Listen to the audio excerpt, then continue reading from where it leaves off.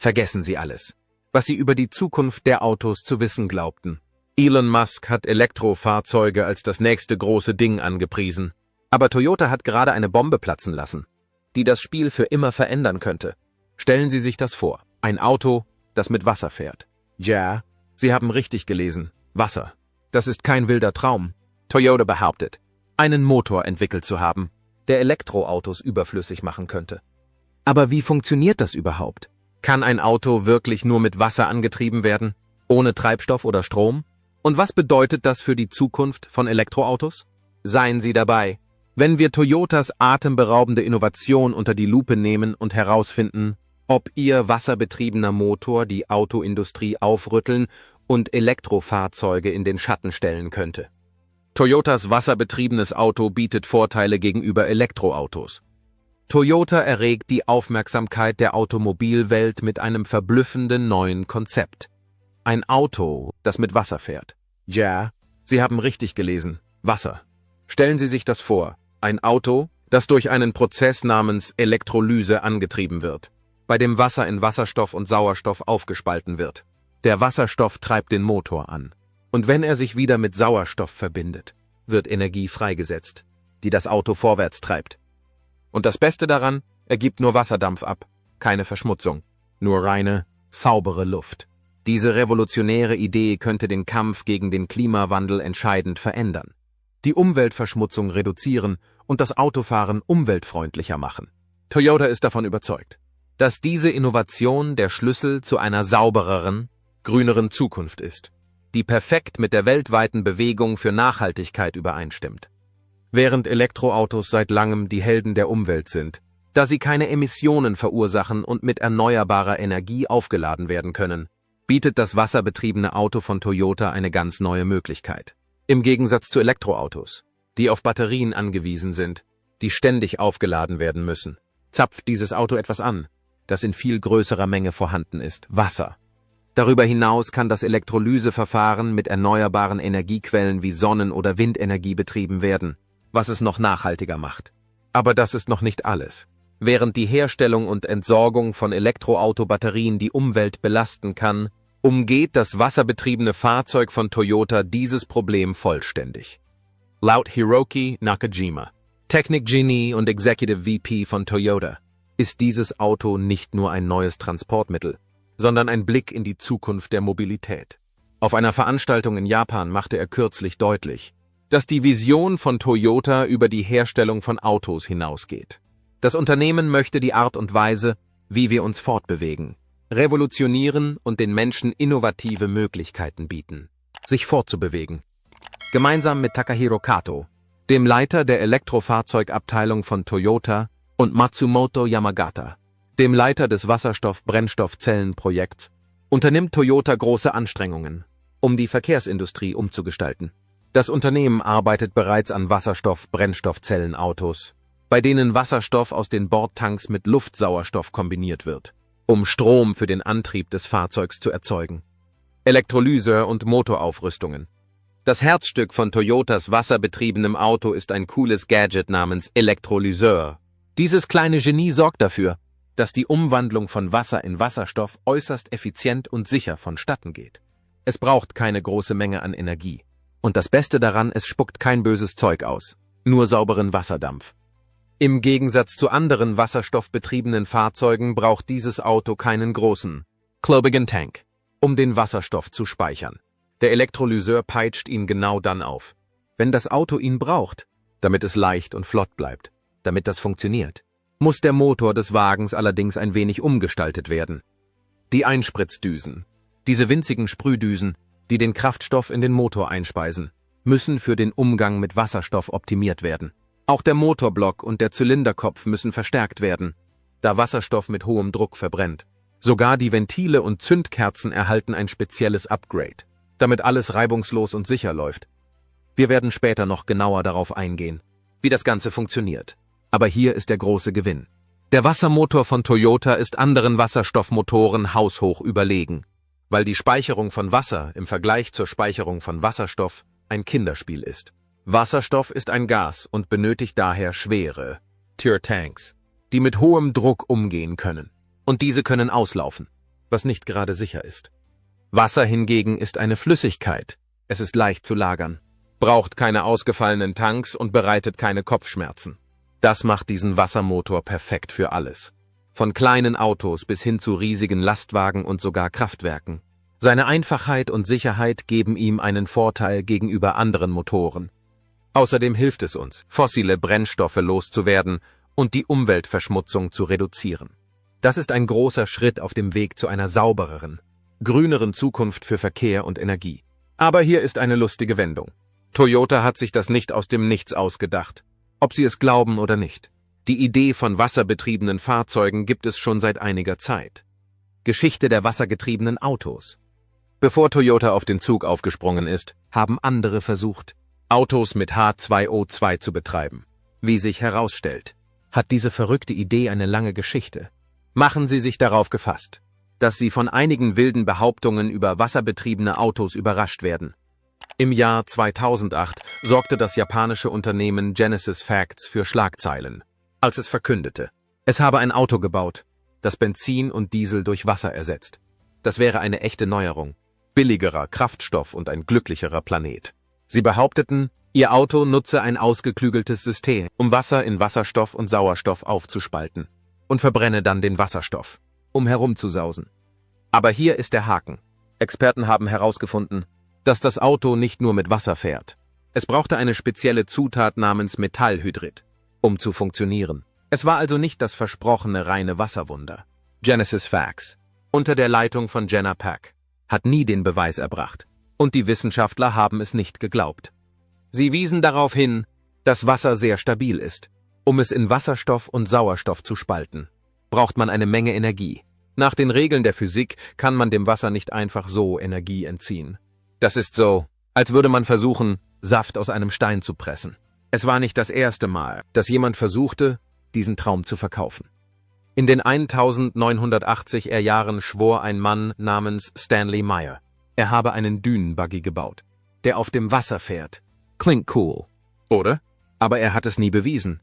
Und 1996 wurde er wegen Betrugs verhaftet. Jenna Packs Geschichte begann, sich sehr nach Meyers Geschichte anzuhören. Und die Leute hoben ihre Augenbrauen. Denn im Jahr 2002 behauptete ein Unternehmen namens Hydrogen Technology Applications, dass sein Gerät, der Aquagen, Wasser spalten könne, um Autos anzutreiben.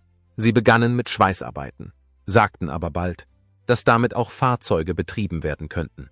Die Wissenschaftler waren nicht beeindruckt. Später gab das Unternehmen zu, dass es die Autos nur kraftstoffsparender machte, nicht aber wasserbetrieben. Im selben Jahr tauchte Genesis World Energy auf und versprach ein Gerät, das Energie aus Wasser gewinnen konnte. Sie überzeugten Investoren, Geld zu investieren.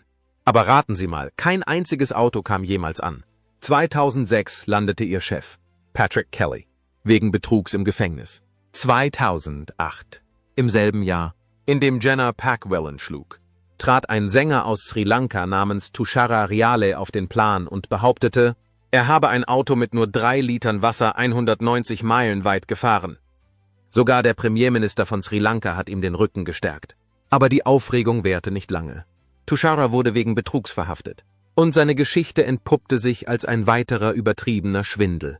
Im Jahr 2022 behauptete ein Indonesier namens Ariano Mikel, er habe ein Gerät namens Nakba erfunden, das Wasser in Wasserstoff verwandeln könne. Er prahlte damit, dass er Motorräder mit nur 1 Liter Wasser 500 Kilometer weit antreiben könne und behauptete sogar, dass große Namen wie Lamborghini und Ferrari bei ihm anklopfen würden. Wissenschaftler in Indonesien waren damit jedoch nicht einverstanden. Sie sagten, es widerspreche den Gesetzen der Physik. Und diese schicken Autofirmen waren nicht wirklich interessiert. Arianos Geschichte begann, wie ein weiteres großes Versprechen ohne Beweis zu klingen. Herausforderungen und Skepsis gegenüber wassergetriebenen Autos. Bei all diesen Flops und Betrügereien stellt sich die Frage, ob jemand absichtlich versucht hat, wasserbetriebene Autos zu vertuschen. Wir können nicht beweisen, dass es eine große Verschwörung gibt, aber es gibt einige pikante Gründe, die dafür sprechen könnten. Zunächst einmal ist die Industrie für fossile Brennstoffe ein Billionen-Dollar-Riese. Ein wasserbetriebenes Auto könnte ihre Welt auf den Kopf stellen. Und diese großen Akteure haben das Geld und den Einfluss, um alles zu zerschlagen. was ihre Gewinne bedroht. Denken Sie darüber nach. Ölkonzerne könnten hart zurückschlagen, Zweifel verbreiten oder Lobbyarbeit gegen Technologien betreiben, die ihnen das Rampenlicht stehlen könnten. Und dann sind da noch die einfachen Leute und die Medien. Neue Ideen wie diese können zu schön klingen, um wahr zu sein. Und seien wir ehrlich, Wasser als Treibstoff, das ist nicht ganz einfach zu begreifen. Die Menschen könnten sich Sorgen um die Sicherheit machen oder einfach nicht verstehen, wie es funktioniert, was eine schlechte Stimmung erzeugen und die Dinge verlangsamen kann. Hohe Tiere in der Energiewelt könnten diese Ängste sogar noch schüren, um die Kontrolle zu behalten und sicherzustellen, dass diese wilden Erfindungen unter Verschluss bleiben. Ob Vertuschung oder einfach nur Pech, der Traum von wasserbetriebenen Fahrgeschäften stößt immer wieder auf Hindernisse. Stellen Sie sich das vor. Hinterhältige Fehlinformationskampagnen schüren Zweifel und Ängste vor neuen Technologien und lassen die Menschen zögern, auf den Zug aufzuspringen.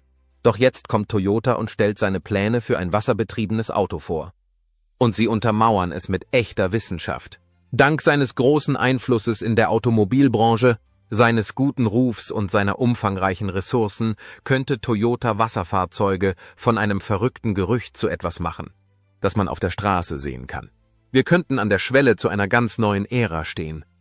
Der Grund dafür ist, dass Toyota in einer Welt, in der sich alles um saubere Technologien und Elektroautos dreht, an der Spitze bleiben will. Neue Marktteilnehmer wie BYD und NIO aus China bringen Elektroautos auf den Markt und zwingen Toyota dazu, sein Angebot zu verbessern. Das Unternehmen arbeitet intensiv daran, seine Wasserstofftechnologie intelligenter und umweltfreundlicher zu machen, um mit der Nachfrage nach umweltfreundlichem Fahren Schritt zu halten. Wenn man zurückblickt, sieht man in der wilden Geschichte der Ideen für wasserbetriebene Autos eine Menge verpuffter Ansprüche. Aber das Streben nach sauberer Energie ist das einzig wahre. Toyota hat bereits ein wasserstoffbetriebenes Auto namens Mirai auf den Markt gebracht und beweist damit, dass sie es mit einer nachhaltigen Zukunft ernst meinen. Und glauben Sie mir, es gibt noch mehr aufregende Dinge, die auf dem Weg sind. Kommen wir nun zu den großen Hunden unter den Elektrofahrzeugen. Globale E-Fuel- und Wasserstoffbemühungen. China und die US sind führend in diesem Bereich. China ist voll dabei und investiert viel Geld in Ladestationen und Fabriken für Elektroautos und ist damit der größte Markt für Elektroautos weltweit. Unternehmen wie BYD, NIO und XPeng treiben die Entwicklung voran, angetrieben durch staatliche Vergünstigungen, ein riesiges Netz von Ladestationen und eine erstklassige Produktion. Die chinesische Führung ist fest entschlossen, die Umweltverschmutzung und den Kohlenstoffausstoß zu reduzieren und hat deshalb strenge Vorschriften erlassen, die Elektroautos einen großen Schub geben. Jedes Jahr werden Millionen von Elektroautos verkauft. Und dank der Konzentration auf bessere Batterien und mehr Ladestationen ist China weltweit führend bei Elektrofahrzeugen. In den Vereinigten Staaten sorgen große Namen wie Tesla für Aufsehen in der Szene der Elektroautos, E-Fuel. Unter der Leitung von Elon Musk hat Tesla mit seinem eleganten Design, seiner intelligenten Technologie und einem riesigen Netz von Schnellladestationen, den sogenannten Superchargern, die Branche völlig verändert. Mit besseren Batterien und größeren Reichweiten legt Tesla die Messlatte immer höher. Und das gilt nicht nur für Tesla. Klassische Autogiganten wie General Motors und Ford sind ebenfalls auf den Zug aufgesprungen, haben neue Elektromodelle auf den Markt gebracht und investieren Unmengen an Geld in Elektroautotechnologien. Aber hier ist das Problem. Sowohl die US und China haben trotz ihrer Erfolge bei Elektroautos mit einigen kniffligen Problemen zu kämpfen. Die Herstellung und Entsorgung von Batterien kann für die Umwelt sehr belastend sein. Und sie brauchen saubere Energie, um diese Autos aufzuladen. An dieser Stelle setzt Toyotas wasserbetriebenes Auto mit einer neuen Idee an. Anstatt sich auf große Lithium-Ionen-Batterien zu verlassen, wie die meisten Elektroautos BEVs, hat sich Toyota etwas anderes ausgedacht. Wasserstoff-Brennstoffzellen werden durch Wasser angetrieben. Das ist eine große Sache, denn es umgeht die Umweltprobleme der Batterieproduktion und hält die Umwelt sauber, indem es nur Wasserdampf ausspuckt. Keinerlei Schadstoffe wie Kohlendioxid oder Smog verursachende Stoffe aus gasbetriebenen Autos. Toyotas Wassermotor ist wie ein Hauch frischer Luft im Vergleich zu Autos mit fossilen Brennstoffen, die schädliche Emissionen ausstoßen. Außerdem haben Wasserstoff-Brennstoffzellen gegenüber herkömmlichen Batterien für Elektroautos einige entscheidende Vorteile. Zum einen dauert das Betanken eines Wasserstofftanks nur ein paar Minuten. Das ist viel schneller als die Stunden, die das Aufladen einer Batterie dauern kann. Das ist ein enormer Vorteil für Autoreisen oder für alle, die es hassen zu warten. Außerdem steckt in Wasserstoff mehr Energie bei weniger Gewicht als in Lithium-Ionen-Batterien. So kann man mit einer einzigen Tankfüllung weiterfahren. Und hier ist die Kirsche auf dem Sahnehäubchen. Wasserstoff kann mit grüner Energie wie Sonnen-, Wind- oder Wasserkraft hergestellt werden. Das macht das ganze System noch umweltfreundlicher. Toyota hat sich auch mit den schwierigen Aspekten der Arbeit mit Wasserstoff befasst. Zum Beispiel, wie man es auf intelligente Weise herstellt und lagert. Ihr wasserbetriebenes Auto könnte der Schlüssel zu einer saubereren und bequemeren Zukunft der Fortbewegung sein. Sie haben supereffiziente Elektrolysegeräte entwickelt. Schicke Geräte, die Wasser mit weniger Energie in Wasserstoff verwandeln. Diese Anlagen verwenden Hightech-Katalysatoren und Materialien, um den Prozess zu vereinfachen. Sie ebnen den Weg für die Wasserstoffproduktion im großen Stil. Und wenn es um die Speicherung des Wasserstoffs geht, hat Toyota mit leichten, äußerst robusten Tanks aus hochmodernen Verbundwerkstoffen vorgesorgt. Diese Tanks halten hohem Druck stand wie ein Champion. Und sie sind mit erstklassigen Sensoren und Sicherheitstricks ausgestattet, um Lecks zu stoppen, bevor sie entstehen. So bleibt alles sicher. Aber was ist mit kaltem Wetter? Wasserstoff kann bei extremer Kälte gefrieren, was das Auto ausbremsen könnte. Keine Sorge, Toyota hat auch daran gedacht. Sie haben ihr Wasserstoffspeichersystem mit cleveren Heizelementen und einer Isolierung versehen. So kann das Auto auch bei Minusgraden weiterfahren. Damit sind ihre Wasserstofffahrzeuge in allen Klimazonen einsatzbereit. Toyota setzt bei der Herstellung seines Wasserstoffs auf erneuerbare Energien wie Sonnen-, Wind- und Wasserkraft. Das bedeutet, dass ihr wasserbetriebenes Auto kaum eine Spur von Kohlenstoff hinterlässt. Das macht es zu einem der saubersten Fahrzeuge auf dem Markt. Toyotas Wasserstofftechnologien. Die umweltfreundliche Reise von Toyota hat nicht erst gestern begonnen. Das Unternehmen ist schon seit Jahren auf diesem Gebiet tätig. Sie sind führend bei Hybridautos und erforschen alternative Kraftstoffe. Eine coole Sache, die sie erforschen, sind sauberere Kohlenwasserstoffe. Normalerweise handelt es sich bei Kohlenwasserstoffen um fossile Brennstoffe wie Benzin und Diesel, die tonnenweise Kohlenstoffemissionen ausstoßen. Aber Toyota arbeitet an synthetischen Kohlenwasserstoffen und Biokraftstoffen, ökologischere Optionen, die den Planeten nicht so stark belasten. Synthetische Kohlenwasserstoffe werden durch die Mischung von Kohlendioxid und Wasserstoff zu Kraftstoff hergestellt.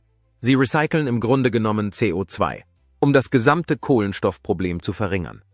Toyota beschäftigt sich auch mit Biokraftstoffen, Cool-Kraftstoffe, die aus Pflanzen, tierischen Abfällen, Algen und anderen organischen Stoffen hergestellt werden. Diese Biokraftstoffe sind erneuerbar. Wir können sie immer wieder herstellen, ohne dass sie zur Neige gehen. Und sie sind viel schonender für den Planeten. Toyota hat viel Zeit und Mühe investiert, um herauszufinden, wie man Biokraftstoffe besser machen kann und sie in ihre Autos einzubauen. Es geht darum, schnelle Wege zur Senkung der Emissionen zu finden, während die Welt mehr Wasserstofftankstellen und Elektroladestationen baut. Aber das ist noch nicht alles. Toyota ist auch ein Superstar in der Brennstoffzellentechnologie. Das Herzstück ihrer Pläne für umweltfreundliche Autos sind Wasserstoff-Brennstoffzellen. Sie wandeln Wasserstoffgas in Elektrizität um, indem sie es mit Sauerstoff mischen. Das Einzige, was dabei herauskommt, ist Wasserdampf. Grüne Initiativen. Toyota hat bereits in den frühen 90er Jahren mit Brennstoffzellen-Ideen gespielt. Und seitdem haben sie einen langen Weg zurückgelegt. Heute sind ihre Brennstoffzellen kleiner, intelligenter und billiger, dank raffinierter Upgrades bei den Materialien, widerstandsfähigeren Membranen und besseren Designs. Lustige Tatsache. Toyota hat über 5000 Patente auf dieses Material. Von der Entwicklung von Brennstoffzellen bis hin zu Tricks bei der Wasserstoffspeicherung und Produktion. Auf diese Weise sichern sie sich ihren Platz als wichtiger Akteur im Bereich des umweltfreundlichen Fahrens. Und hier ist ein leuchtender Stern in ihrer Geschichte. Der Mirai, der 2014 auf den Markt gebrachte Mirai, was auf Japanisch Zukunft bedeutet, ist das erste serienmäßig hergestellte Wasserstoff-Brennstoffzellenauto der Welt. Der Mirai ist Toyotas großer Traum von nachhaltiger Mobilität, verpackt in einem eleganten Fahrzeug. Seitdem hat der Mirai immer wieder Verbesserungen erhalten. Das zeigt, dass Toyota es ernst meint, mit der Weiterentwicklung dieser Technologie. Der Mirai wird mit einem Wasserstoff-Brennstoffzellensystem betrieben, das durch die Mischung von Wasserstoff und Sauerstoff Strom erzeugt. Mit einem Aufbau, der einen Brennstoffzellenstapel umfasst, das Herzstück der Energieerzeugung, Hochdruck-Wasserstofftanks, einen Elektromotor und eine Batterie zur Energiespeicherung. Das Ergebnis ist ein Auto, das Strom und Wasserdampf ausstößt und sonst nichts. Eines der coolsten Dinge am Mirai ist, dass er mit einem vollen Wasserstofftank sehr weit fahren kann und lässt sich super schnell auftanken. Viel schneller als das Aufladen eines Elektroautos. Der Mirai ist ein echter Champion. Mit einer einzigen Wasserstofftankfüllung kann er über 300 Meilen weit fahren. Das können viele gasbetriebene Autos auch. Und jetzt kommt das Beste. Das Tanken dauert nur 5 Minuten. Das ist viel schneller als das Aufladen eines Elektroautos. Das macht den Mirai zu einem super praktischen Auto für alle, die umweltbewusst fahren wollen, ohne zu bremsen. Außerdem ist er ein echter Gewinn für den Planeten, denn er stößt nur Wasserdampf aus. Gibt es keine schmutzigen Abgase, die die Luft verschmutzen, oder trägt zu den Treibhausgasen bei. Toyota arbeitet hart daran, den Mirai in mehr Hände zu bringen. Sie haben an der Bauweise gefeilt, um die Kosten zu senken, und sie stellen mehr davon her, um den Preis zu senken. Sie arbeiten auch mit anderen zusammen, um mehr Wasserstofftankstellen zu bauen, damit die Fahrer nicht mehr auf der Suche nach einer Tankstelle sind. Aber Toyota bleibt nicht beim Mirai stehen. Das Unternehmen will auch Busse und Lastwagen mit Wasserstoffantrieb ausstatten. Diese großen Fahrzeuge zeigen, wie vielseitig Wasserstoff sein kann. Sie bieten saubere, effiziente Fahrten für den Nahverkehr und schwere Arbeiten, die Kohlendioxidemissionen noch weiter senken. Und das ist noch nicht alles. Toyota träumt von mehr als nur Autos. Sie verwenden Wasserstoff-Brennstoffzellen, Generatoren und Energiesysteme für Gebäude zu betreiben, Rechenzentren und andere Orte. Es handelt sich um eine zuverlässige grüne Energiequelle, die zeigt, dass Wasserstoff nicht nur auf der Straße ein Potenzial hat. Toyotas großer Plan ist es, eine nachhaltige Zukunft zu schaffen. Eine Mischung aus großartigen Fahrzeugen und den richtigen Betankungsanlagen und sauberen Energiequellen. Und wie funktioniert diese Wasserstoffmagie? Ziemlich cool. In den Wasserstoff-Brennstoffzellenfahrzeugen von Toyota, wie dem Mirai, vermischt sich der Wasserstoff aus dem Tank mit dem Sauerstoff aus der Luft in einer chemischen Reaktion, die Strom für den Antrieb des Fahrzeugs erzeugt. Es ist eine intelligente, saubere Art zu fahren, ohne die Umwelt zu belasten. Ein wichtiger Akteur in diesem System ist ein Gerät namens Elektrolyseur. Er trägt dazu bei, dass alles reibungslos abläuft. Er nimmt Wasser, das aus Wasserstoff- und Sauerstoffatomen besteht, die miteinander verbunden sind, und spaltet es mit Hilfe von Elektrizität auf. Dies geschieht mit 2 Metallteilen, den sogenannten Elektroden, die in das Wasser getaucht werden. Wenn Strom hindurchfließt, spaltet er die Wassermoleküle auf. Der Wasserstoff geht zur negativen Elektrode, der Kathode, und der Sauerstoff geht zur positiven Elektrode, der Anode. Das Verfahren ist sicher, effizient und erzeugt nur Wasserstoff und Sauerstoff. Kein böses Zeug. Der Wasserstoff treibt dann die Brennstoffzelle des Autos an. Er wird in Strom umgewandelt, der den Motor antreibt und die Räder in Bewegung setzt. Ein Leistungssteuergerät sorgt dafür, dass alles reibungslos läuft. Das Jonglieren mit Strom aus der Brennstoffzelle und der Batterie sorgt für eine rasante Beschleunigung und intelligentes Bremsen. Der Brennstoffzellenstapel mischt Wasserstoff und Sauerstoff in einer speziellen Reaktion, die Elektrizität erzeugt. Gleichstrom. Ein Wechselrichter wandelt ihn in Wechselstrom um, mit dem der Motor des Autos betrieben wird. Wenn Sie auf die Bremse treten, verwandelt sich der Motor in einen Mini-Generator. Er nimmt die Energie aus der Bremsung auf und speichert sie in der Batterie. Dieser Trick steigert die Effizienz und macht das Fahren noch angenehmer. Nun zu dieser Elektrolyse. Sie ist nicht perfekt. Ältere Systeme wandeln nur 60–70% der Energie in Wasserstoff um. Der Rest geht als Wärme verloren. Aber dank raffinierter neuer Materialien, besserer Katalysatoren und einiger cleverer Optimierungen erreichen moderne Anlagen 80% oder mehr. Sobald der Wasserstoff fertig ist, nutzt die Brennstoffzelle ihn, um mit einem Wirkungsgrad von etwa 50–60% Strom zu erzeugen. Nimmt man alles zusammen? So liegt der Wirkungsgrad des gesamten Prozesses vom Wasser zum Rad bei etwa 40–50%. Das mag wenig klingen, aber hier ist der Clou. Wasserstoff ist ein Energiebündel. Damit haben Brennstoffzellenfahrzeuge wie die von Toyota eine größere Reichweite als die meisten batteriebetriebenen Elektrofahrzeuge, BEV. Und das ist noch nicht alles, was Toyota vorhat. Ihr großer Slogan lautet: Wir wollen die Zukunft des Automobils verändern. Das Unternehmen bringt eine ganze Reihe neuer Technologien auf den Markt, um sich zu einem echten Mobilitätsunternehmen zu entwickeln. Toyotas Zukunftspläne für Wasserstoff-Brennstoffzellen. Nicht nur ein Autohersteller. Toyota hat große Träume für Wasserstoff. Und sie gehen aufs Ganze.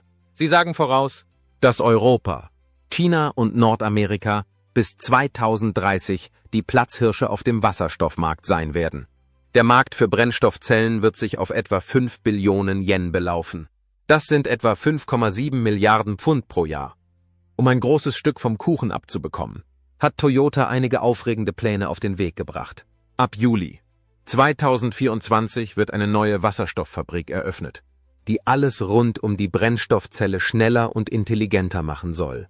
Dort werden Entwicklung, Produktion und Vertrieb unter einem Dach vereint sein. Toyota bewegt sich schnell und unternimmt mutige Schritte, um die Zukunft von Energie und Transport neu zu definieren. Die Strategie des Unternehmens ist eine gut geölte Maschine mit 3 Hauptpfeilern. Erstens baut das Unternehmen strategisch wichtige Märkte wie Europa und China auf und passt seine Technologie an die besonderen Bedürfnisse der jeweiligen Region an. Als nächstes gehen sie Partnerschaften mit führenden Unternehmen ein, um Brennstoffzellen nicht nur erschwinglich, sondern auch allgemein zugänglich zu machen. Und drittens wird die Innovation bei der Brennstoffzellentechnologie der nächsten Generation vorangetrieben, um Kosten zu senken, die Effizienz zu steigern und der Konkurrenz einen Schritt voraus zu sein. Wie viel? Nun, Toyota will die Kosten für den Brennstoffzellenstapel um 50% und die Preise für die nächste Generation von Systemen um 37% senken. Und wenn es gelingt, bis 2030 Aufträge für 200.000 Einheiten zu erhalten, rechnet Toyota mit einer weiteren Senkung der Kosten um 50%. Das bedeutet solide Gewinne und ein Lächeln für Kunden und Regierungen. Aber das ist noch nicht alles. Toyota nimmt auch die teure Seite der Wasserstoffproduktion in Angriff und arbeitet mit Partnern zusammen, um die Herstellung, den Transport und die Verwendung von Wasserstoff zu rationalisieren. Und in Thailand werden sogar Hühnerkot und Essensreste in Biogas umgewandelt, um Wasserstoff herzustellen. Toyota hat sich mit der Mitsubishi Kokai Corp. und der Toyota Sushi Corporation zusammengetan, um Wasserstoff in neue Dimensionen zu bringen. Gemeinsam haben sie einen fortschrittlichen Wasserelektrolyseur gebaut, der vom Mirai inspiriert ist und Wasserstoff erzeugt, sowie ein Mehrtanksystem, das für verschiedene Fahrzeuge geeignet ist, sogar für die Nachrüstung älterer Fahrzeuge für den Betrieb mit Wasserstoff. Für Großfahrzeuge entwickeln sie wasserstoffbetriebene Lastwagen, standardisieren die Tankgrößen, um die Kosten zu senken, und testen Flüssigwasserstofftanks für Langstreckenfahrten. In Japan hat man bereits ein Auto mit Wasserstoffmotor auf den Markt gebracht, das eine Straßenzulassung hat, was den Übergang zum kohlenstoffneutralen Fahren beschleunigt. Und mit Partnerschaften auf der ganzen Welt, um Wasserstoff erschwinglicher und zugänglicher zu machen, kommen wir einer Realität näher, in der Autos wirklich mit Wasser fahren könnten. Was denken Sie? Könnte dies das Ende der Elektroautos sein, wie wir sie kennen? Schreiben Sie Ihre Meinung in die Kommentare. Vergessen Sie nicht, uns zu liken, zu teilen und zu abonnieren. Und bleiben Sie dran für weitere atemberaubende Updates. Das sollten Sie nicht verpassen.